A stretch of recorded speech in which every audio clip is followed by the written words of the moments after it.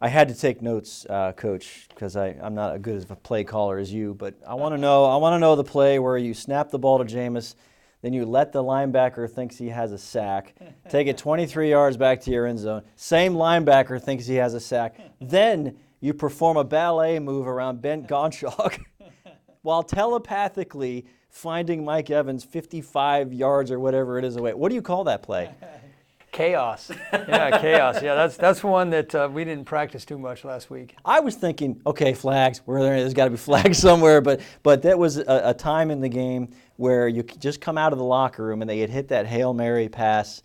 It felt like, the momentum could go either way here. Yeah. That play needed to happen. It changed everything.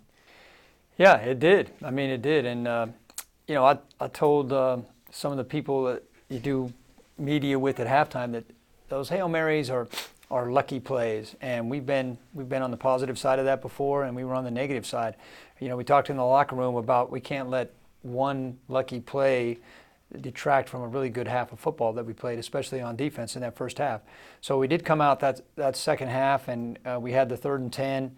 That was just one of those plays that it's sort of like the Hail Mary. It really is a lot like that. I mean, there's a lot of luck involved there. It was a tremendous effort by Jameis. At the same time, it was a very dangerous play to take the ball 22 yards back into our own end zone. It could have easily resulted in a huge negative.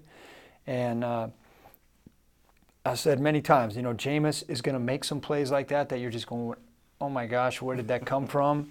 Great job, because I'm back there going, throw it away.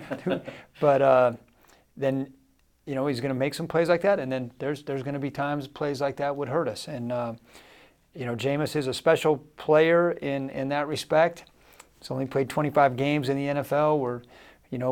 We're always trying to get him to make safe plays, but yet you don't want to take away his creativity, and that was certainly an example of that. Oh, it was fun to watch. It was also fun to watch the defense. I know you expected that kind of effort. Did you expect that kind of success that they came up with? Well, I think they just really did a great job of playing with confidence and executing the plan that Mike Smith and the defensive coaches put together. We said we had to have a way to disrupt Cutler because in that Minnesota game, Cutler's first game back, he was able to stand on his spot and just kind of pick them apart. And I really thought the play of the game was Clinton McDonald's sack early in the game. They were trying to throw a quick screen out to the right, and Clinton came in there and kind of picked Cutler up and slammed him down on his shoulder and his head, and I thought that really affected Cutler the rest of the way. Robert Ayers hit him a couple of times. It led to the interception, the pick six, a pick by Grimes, a pick six by Chris Connie with Darryl Smith pressuring in his face on that one. And their running back, they still ran the ball effectively there in the first half, but once we started pressuring Cutler, and he's had a tendency to sometimes force the ball in his career. And yesterday was no exception. And then the pass rush getting 2 strip sacks, the one late in the game that resulted in a safety by Ayers, and the one in the red zone after our one turnover that Noah Spence got. Doug Martin seemed to get going, get his legs under him a little bit. Did you sense maybe, he's excited, but maybe a little tentative? Or did you see the same old Doug Martin, and do you think now it's just a matter of getting those reps in and attempts to get back to really steamrolling? Yeah, I think it's tough on any player, especially a running back that's been out that long, to come back and be the same old Doug Martin as you say. I think we're asking too much. We knew we were going to go running back by committee. We didn't even know for sure until late Friday if Doug was going to get back, and there was a lot of steps that had to fall in place. So I think it was a emotional lift to our team to get Doug out there, get him the start.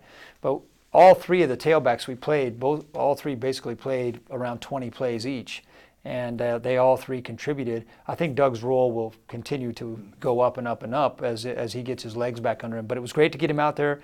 He made a couple of nice plays that fans won't necessarily see when he was chip blocking on his way out on some pass plays that enabled Jameis to get the ball down the field. And then I thought Peyton Barber came in that fourth quarter and really, in the 4-minute offense, really pushed the pile. But it's great to have Doug back, and I'm sure he'll get better and better. All right. The buzz of the victory getting back now within a game and a half of the division lead.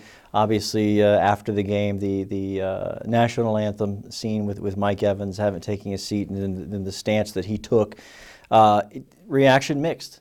And that kind of signifies the country, workplaces, NFL locker rooms.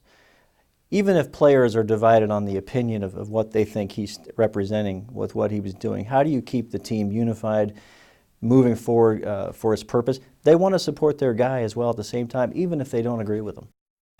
Yeah, well, we talked about this way back at the first of the season when Colin Kaepernick didn't stand for the flag, and I stand firmly behind our organization's statement that we support the military. I think it's important that we honor the flag and honor the people that paved the way, but we also have to respect a person's freedom of speech and freedom of expression. So, I'm not sure. I haven't had a chance to sit down with Mike yet to see everything that's behind it, but that's one of those things that I don't think that will be a factor for us in the locker room. I don't think that will be divisive in any way.